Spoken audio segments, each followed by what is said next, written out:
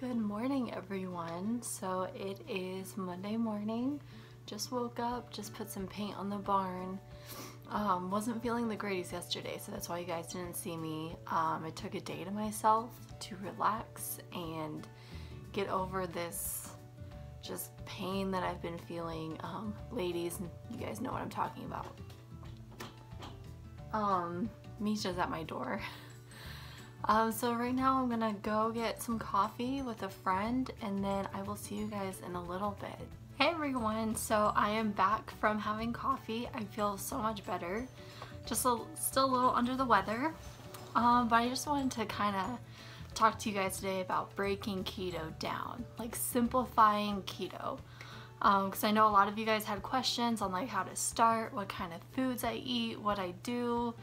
We're going to talk about like the keto flu and the whoosh and all sorts of things. So I'm going to just jump right on into that and I'm going to try to break it down as easy as I possibly can for you guys. So how I first started was I've talked about this before, you guys. So I just asked my cousin Lauren, like I saw her results, she inspired me, so I asked her, I was like, how do I do this? How do I start? What do I need to do? And so she just kind of gave me a list on foods to get and all kinds of things. So one night I just went to King Soopers and got a bunch of keto foods, which I'll touch on in a little bit. So I went to the store, got that, came home that night, and I made a chicken breast in the oven with no side because starting off I didn't know what I could eat or what I shouldn't eat.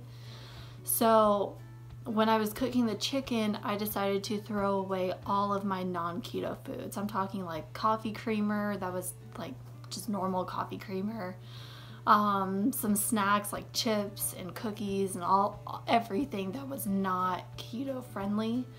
So I just kind of dived right into it. I didn't ease my way into it or anything like a lot of people probably do, because I knew if I had those foods in my house that I would just break and I would eat them. So doing that ensured me that I was not going to break down and eat those because they were either in the trash, which I'm not going to dig through, or they were in the garbage disposal down the sink. So that was super easy for me to just start by throwing everything away. It's like a clean slate. So it's easy to just jump into things rather than like dip your toe in. Another way that I started keto was actually to just stop drinking as much as I was. Like it wasn't excessive or anything, but it was to the point where I was drinking like non-keto beer and like, you know, whiskey and cokes, that kind of thing. Where now it's like light beer, like Michelob Ultra like I've said, or whiskey with a Diet Coke instead of just regular, because the regular Cokes have a lot more carbs in them than Diet Coke. A couple beers or something, or a couple mixed drinks, that has helped me get over that plateau and start going back downhill. So that is a tip that I would give to you guys that are of age and can actually drink. So a lot of you guys have asked me like, what is keto food? And from my experience, I check every single label in the store when I'm buying a food item. It's harder with meats and produce, but everything else you can check the labels, and what I qualify as keto food is food with little to no carbs, preferably under 10 grams of carbs per serving is what I stick to. You can have like sugar-free things. I do know like my coffee creamer, I always get sugar-free because the regular has a lot more carbs in it, where the sugar-free does not. It has 2 grams of carbs in it, I think, per serving.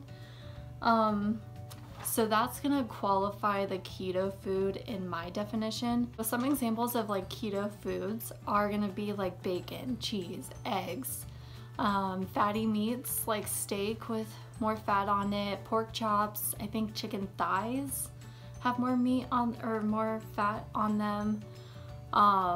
Some vegetables are pretty hard because I think the rule is everything that grows above ground is fine, and most things that grow beneath the ground are not okay, but there are a few that I'll go over in a minute. But things like that Sauces, like condiments, those are tricky as well. Ranch is a good one that is pretty keto. Ketchup, I use regular ketchup not very often, but I do know you can get the sugar-free ketchup. And I think they have sugar-free barbecue sauce, which, you know, your girl loves barbecue food, so barbecue sauce is a must-have. It's really nice being in Colorado because there's really no good barbecue, so I can't pig out on that. Because, you know, ribs and macaroni salad is this girl's weakness. But foods like that, you can do like pulled pork with sugar-free barbecue sauce if you would like. Buffalo hot sauce is perfect. Mayonnaise is something that I use a lot. I think it has 0 carbs in it per serving, or if not 0, then like less than a gram or something like that, something small. Seasonings as well. I know a lot of people like to season their food.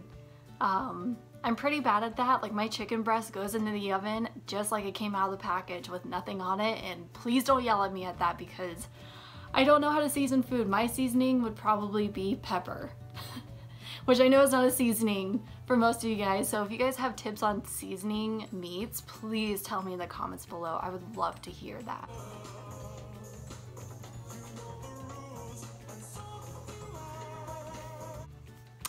So I just had to rickroll you guys, I'm sorry about that. So now I'm on to vegetables. So vegetables are kind of tricky. The ones with no carbs and low sugar are the best for you. Like no corn, no beans, no carrots, potatoes, which is really hard for me because I like potatoes. I like sweet potatoes especially. With like, you know, a lot of butter and brown sugar, to die for. But things like celery, broccoli, cauliflower, asparagus, bell peppers, those are all amazing alternatives. You can do like rice cauliflower, mashed cauliflower. I just got the cauliflower french fries, which I still haven't tried yet. I do need to try them. Maybe tonight I'll make a chicken breast with some french fries, some cauliflower french fries, and let you guys know tomorrow how that tastes. But it's just really hard because I don't really like a lot of vegetables, but this, like being on keto has actually helped me like more vegetables. And I also really like fruit a lot. And fruit is a very picky subject because a lot of fruit is not keto friendly actually. They have so many sugars and carbs in them. Like your girl loves watermelon and cantaloupe and honeydew. Those are my favorite, but I don't eat them anymore because of the sugar content in them. Because I know I could probably eat a whole watermelon in one sitting. I know I can. That would be a funny video to watch me do that, right?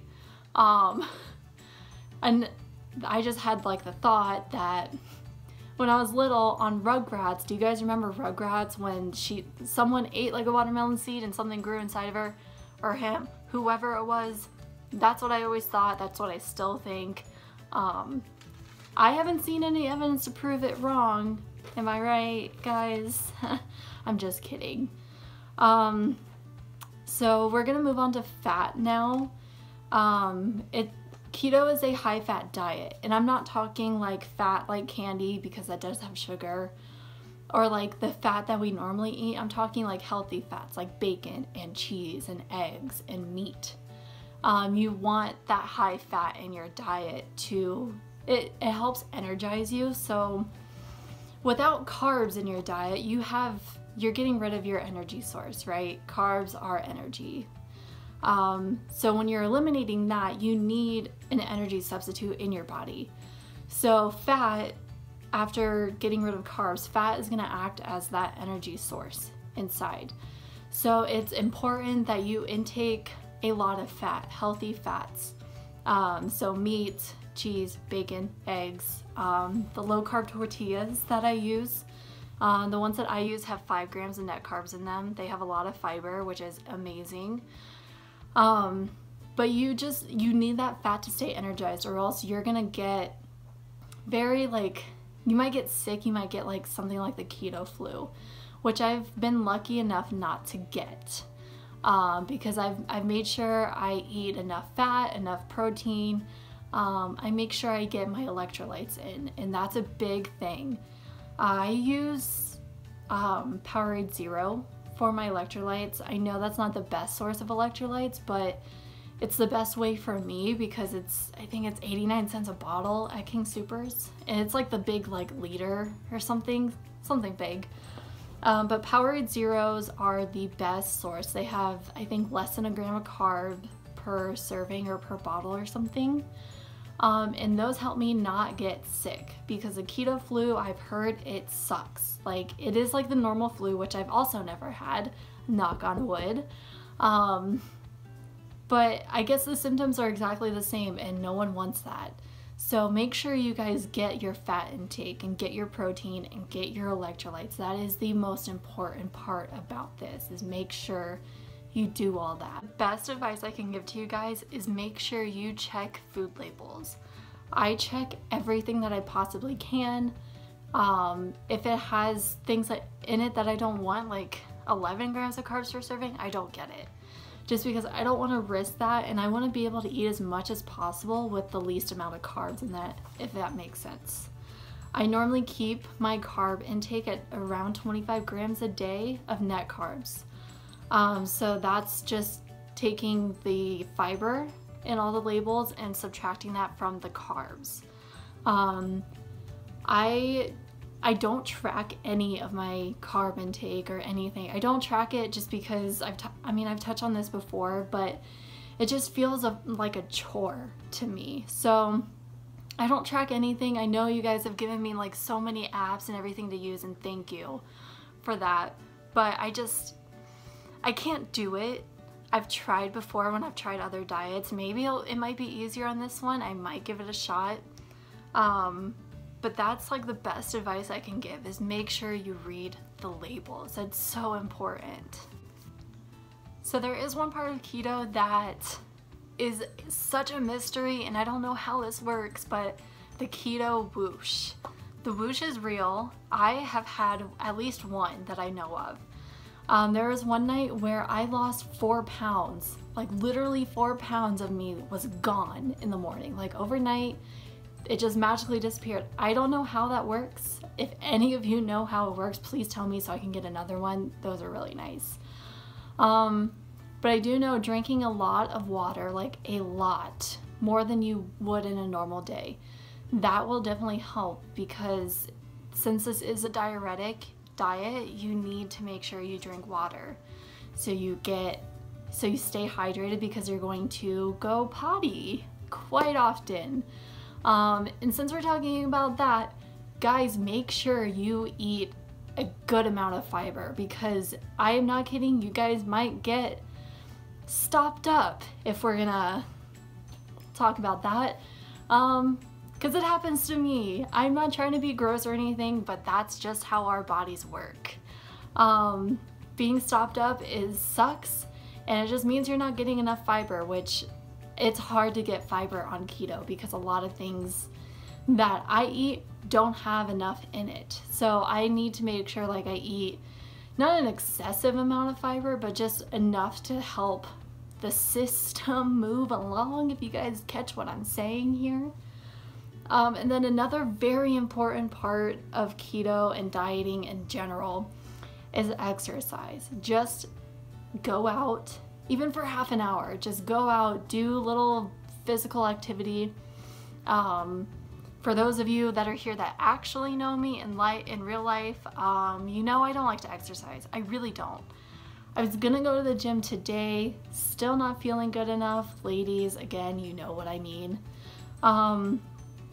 So exercise helps a lot. It gets rid of the fat on your body and replaces it with muscle.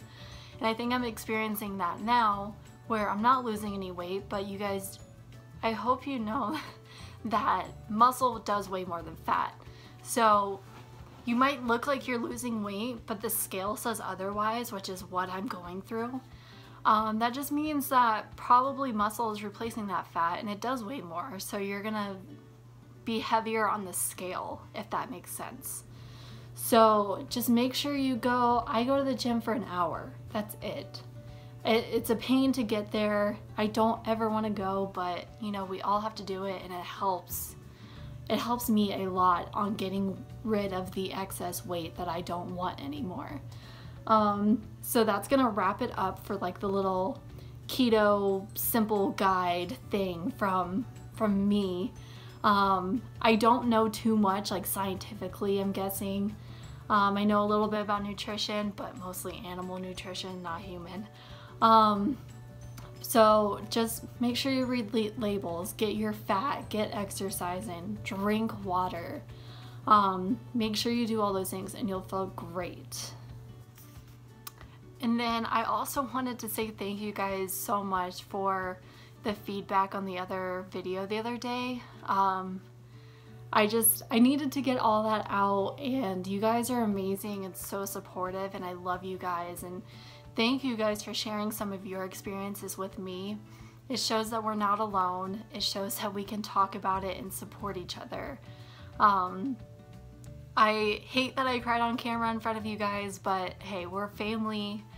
It's what we do. We go through our ups and downs, and we're gonna do it together here. So make sure you just subscribe and comment and tell me your tips and tricks on keto, and tell me like your spices. How do I spice food? I don't know. Please tell me. So I'm gonna see you guys tomorrow in tomorrow's video. Don't know what it'll be, maybe a surprise, who knows.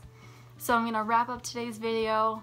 I hope my advice helped in my guide, my simple guide to keto. So I will see you guys all tomorrow. Bye y'all.